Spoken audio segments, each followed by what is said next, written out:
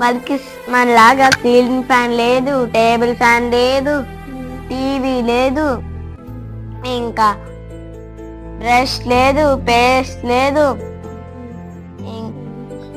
Cell phone లేదు, shampoo లేదు, స్నానం చేయడానికి మనలాగా సౌకర్యాలు లేవు కదా వాళ్ళకి. నేను ఈ లోకంలో ఎక్కడ దొరికిన పండ్లైనా తినగలను, వాళ్ళు తినలేదు కదా.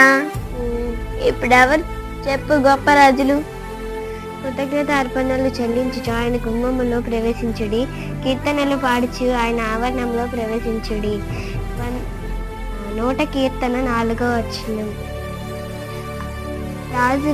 రాజులంతా గొప్ప వాళ్ళైనా దేవుని స్తుతించాల్సిందే, అలా అని గర్వపడకూడదు. దేవుడు మనకి ఇప్పుడు ఇచ్చిన ఆతిథ్యమును ఆయనకే చెల్లించుకోవాలి.